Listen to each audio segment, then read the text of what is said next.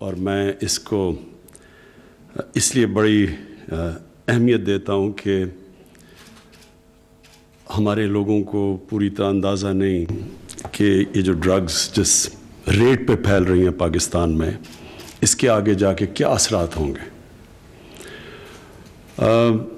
ہم نے یہ سب سے پہلے تو مجھے یاد ہے جب افغانستان میں جہاد ہو رہی تھی تو تب پہلی دفعہ ڈرگز کا سنا کہ پاکستان میں ڈرگز آنی شروع ہوئی ہیں اور یہاں سے آگے جاتی تھیں، تو تب کسی نے اس کو اتنا سیریس نہیں لیا، اس لیے کہ لوگ سمجھتے تھے کہ ڈرگز چلیں ٹھیک ہے، ہمارا ملک تو نہیں نقصان ہو رہا، باہر جا کے بکتی ہوں گی، ٹھیک ہے، کوئی موٹیویشن نہیں تھی۔ لیکن ایک اللہ کا قانون ہے، جب بھی آپ اس چیز کی اپنے معاشرے میں اجازت دیتے ہیں جس کو اللہ نے منع کیا ہو، یہ ہو ہی نہیں سکتا کہ وہ آپ کے معاشرے میں نقصان نہ پہنچائے۔ جتنی بھی اللہ نے قرآن میں چیزیں کہی ہوئی ہیں وہ انسان کی بہتری کے لیے، اللہ کو تو ہم کسی چیز کا فائدہ نہیں پہنچا سکتے، تو جب ہم اس کے احکامات پہ عمل کرتے ہیں تو اپنا فائدہ کرواتے ہیں۔ تو یہ میں نے اپنی خود دیکھا کہ جو لوگ، اور میں 80s کی بات کر رہا ہوں، تو جنہوں نے ڈرگ سے پیسہ بھی بنایا، معاشرہ ان کو کوئی برا نہیں سمجھتا تھا۔ میں نے کئی دفعہ فنکشنز اٹینڈ کی جب میں کرکٹ کھیلتا تھا، تو ادھر کئی لوگ بات کرتے تھے کہ یہ اس نے، سب کو پتہ ہوتا تھا کہ ایک آدمی نے ڈرگز کے ذریعے بہت پیسہ بنایا، لیکن کیونکہ پیسہ بنایا تھا اس کو ایکسیپٹیبل تھا وہ معاشرے کے اندر۔ یہ ہمارا سب سے بڑا اگر میں آپ کو کہوں کہ ہماری معاشرے کی بدقسمتی سب سے بڑی کیا ہوئی کہ ہم نے ان لوگوں کو اپنے معاشرے میں ایکسیپٹیبل بنا لیا، ان کو ہم نے معاشرے میں عزت بھی دی جو کہ ناجائز طریقے سے پیسہ بناتے تھے، کرپشن سے پیسہ بناتے تھے، ڈرگ سے پیسہ بناتے تھے، اس کا پھر نقصان ہونا تھا معاشرے پہ۔ اور آہستہ آہستہ پہلے ہم نے سوچا کہ یہ تو صرف ڈرگز باہر جا رہی ہیں، چلیں جی پاکستان میں پیسہ آ رہا ہے، لیکن اس پیسے نے بھی پاکستان کو نقصان پہنچایا۔ وہ پیسہ غلط طرف استعمال ہوتا تھا، رشوتیں دینے میں، لوگوں کو خریدنے پہ استعمال ہوتا تھا، کرپشن بڑھاتا تھا وہ پیسہ، غلط قسم کی پولیٹیشنز کی کیمپین کو بیک کرتا تھا۔ وہ کرپشن کے پیسے سے، ڈرگز کے پیسے سے کئی لوگ الیکشن بھی جیتے تھے، اور پھر وہ ان لوگوں کو پروٹیکشن بھی دیتے تھے۔ تو آج ہمارا یہ صورتحال ہے کہ ابھی اعظم سواتی نے جو آپ کو بتایا کہ تقریباً 70 لاکھ لوگ پاکستان میں ڈرگ ایڈکٹس بن چکے ہیں۔ 70 لاکھ لوگ، نیوزی لینڈ کی آبادی اس سے آدھی ہے 70 لاکھ سے، سنگاپور 70 لاکھ سے کم ہے، یعنی وہ ملکوں کی آبادی اتنی نہیں ہے جتنے ہمارے اس وقت ڈرگ ایڈکٹس ہو گئے۔ اور یہ کیونکہ یہ ان کی لوگوں کو زیادہ پتہ نہیں، یہ سمجھ جائیں کہ جو ایک گھر کے اندر ایک ڈرگ ایڈکٹ آ جاتا ہے تو وہ سارے گھر کو تباہ کر دیتا ہے۔ کئی دفعہ آپ سنتے ہیں، بلکہ میں ابھی پڑھ رہا تھا کہ ایک آدمی نے اپنی بیوی اور بچوں کو نہر کے اندر پھینک دیا، تو آدمی سوچے کہ کیوں پھینکا ہوگا اس نے، تو کسی نے کہا جی وہ بے روزگار تھا، لیکن بے روزگار تھا اگر ان کو پھینکنا تو خود بھی پھینک دیتا اپنے آپ کو۔ بعد میں پتہ چلا کہ وہ ڈرگ ایڈکٹ تھا۔ تو ڈرگ ایڈکٹس جو تباہی مچاتے ہیں، اگر باپ ڈرگ ایڈکٹ ہے تو اپنے بچوں کی زندگی، اپنی بیوی کی تباہ کر دیتا ہے۔ اگر ایک بیٹا ڈرگ ایڈکٹ ہو جاتا ہے گھر کے اندر، وہ اپنی ساری فیملی تباہ کر دیتا ہے، ماں باپ کی زندگی تباہ کر دیتا ہے۔ اور یہ کیونکہ سائلنٹ کلر ہے، اس کا پتہ نہیں چلتا، لوگ اس کی زیادہ بات نہیں کرتے، اور معاشرے کو اس کی اہمیت کا نہیں پتہ کہ یہ کس طرح کی ایک کینسر پھیلتی جا رہی ہے معاشرے میں۔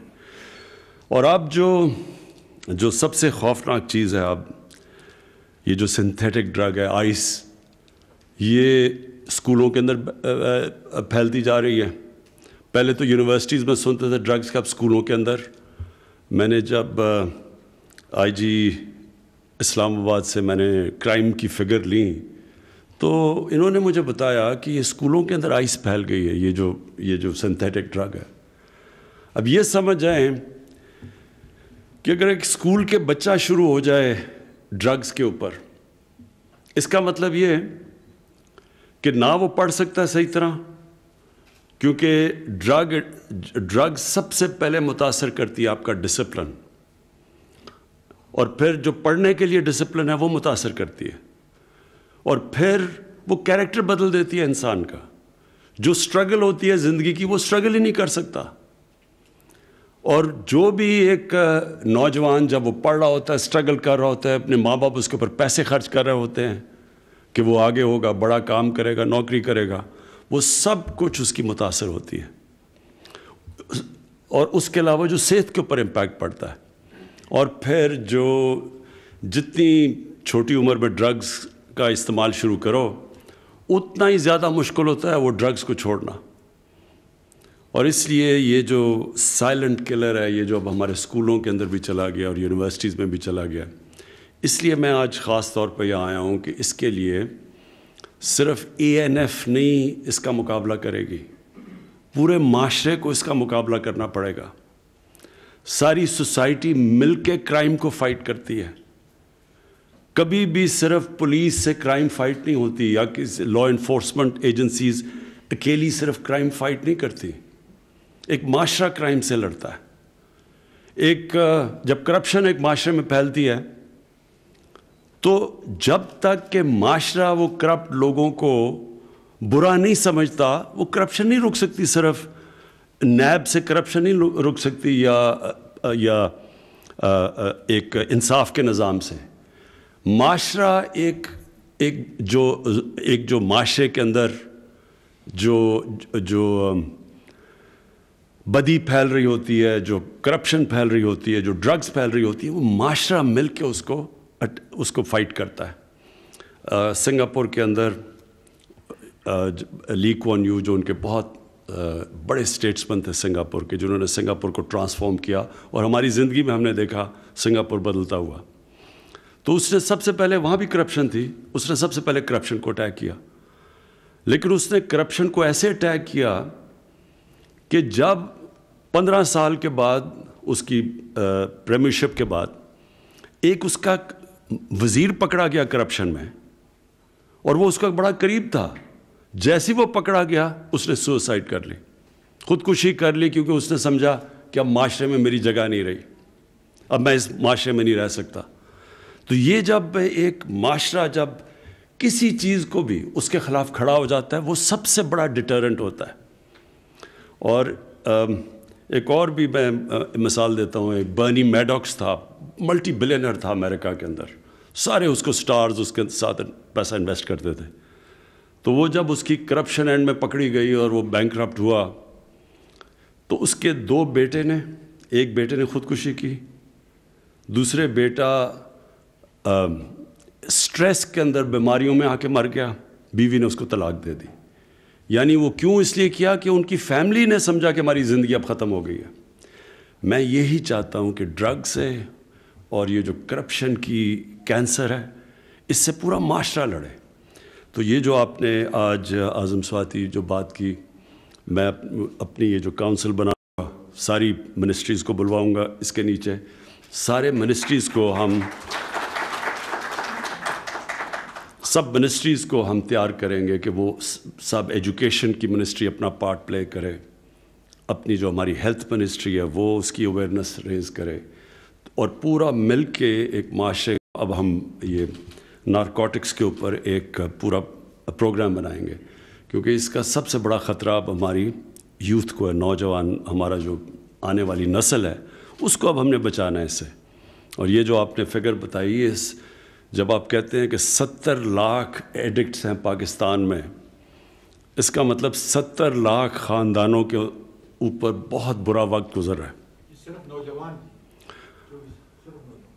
70 لاکھ نوجوان کا مطلب کہ 70 لاکھ گھروں کے اندر عذاب آیا ہوا ہے اللہ کا. کسی نے اگر کبھی آپ پوچھیں کسی سے کہ گھر کے اندر اگر کوئی ڈرگ ایڈکٹ ہو جاتا ہے تو وہ سارے گھر کے اوپر کیا گزرتی ہے. تو اس لیے ہم اس معاشرے کو پروٹیکٹ کریں گے. میں نے آپ کی ڈیمانڈ سن لی. آپ نے جو ایکسٹرا لوگ چاہیے آپ کو اس کے لیے، وہ بھی انشاءاللہ اس کے لیے اپنی وسائل دیکھتے ہوئے انشاءاللہ اس کے بھی ہم انکریز کرتے رہیں گے آپ کی اسٹرینتھ. لیکن سب سے امپورٹنٹ چیز یہ ہے کہ ساری باقی بھی جو سپورٹنگ منسٹریز ہیں، جن کو بھی اپنا پارٹ پلے کرنا ہے نارکوٹکس کے خلاف جنگ لڑنے کا، اور یہ جو ڈرگس کے اگینسٹ جو موومنٹ ہے یہ پوری تحریک چلے گی انشاءاللہ پاکستان میں. تو انشاءاللہ یہ ساری، میں اگلے ہفتے اس کی میٹنگ بلاتا ہوں تو ہم آغاز کریں گے اپنا کہ سارے ملک میں سارا ملک مل کے اس کینسر کا اس کے خلاف پوری جنگ لڑیں گے. شکریہ.